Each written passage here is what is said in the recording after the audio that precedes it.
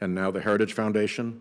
Yes, yes. And every single one of those groups is funded by the fossil fuel industry. Is that not true? Well, unfortunately, I don't have the benefit of being able to rely on a family fortune made in the Minnesota gas business or having my spouse's family fortune come from United Gas. And the Heritage Foundation is a club that anyone can join, not just white people.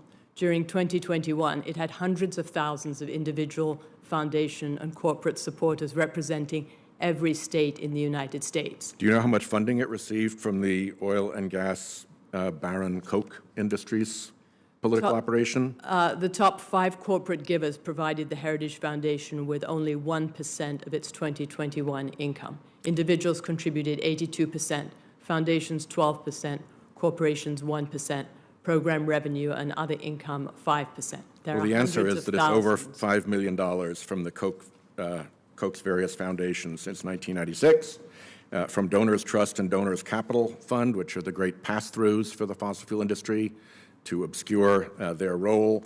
Heritage has received over $2 million. It's received nearly $750,000 from Exxon since 1998. In 2019, Heritage reported on its tax return that its various direct mail, telemarketing, and fundraising efforts were responsible for 19 of the $117 million it received. Can you explain where the other $98 million came from?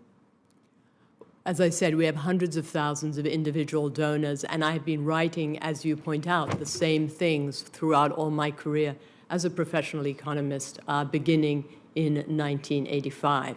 And what I write doesn't depend on where I work. You wrote, for instance, in a Forbes column last year that renewables actually increase global emissions. Do you stand by that comment? Yes, because they are made with coal-fired power plants in China. I did explain that if renewables the wind turbines and solar panels are made, and batteries are made with coal-fired power plants in China. I did explain that if these were made with emissions-free energy, such as nuclear power, then the benefits to the environment would be much greater.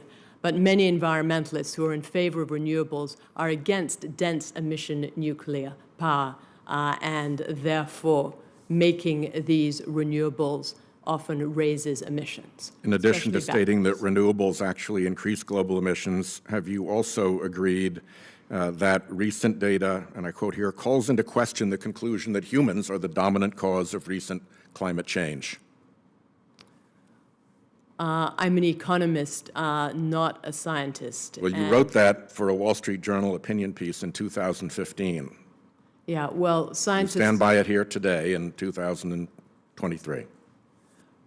Yes, scientists disagree on the human component of global warming, and in this book, Unsettled by Steve Koonin, who was Undersecretary of Energy under President Obama and who taught for 30 years at Caltech and has a PhD in physics from MIT, he says that it is uncertain how much human activity affects global warming. The case is unsettled.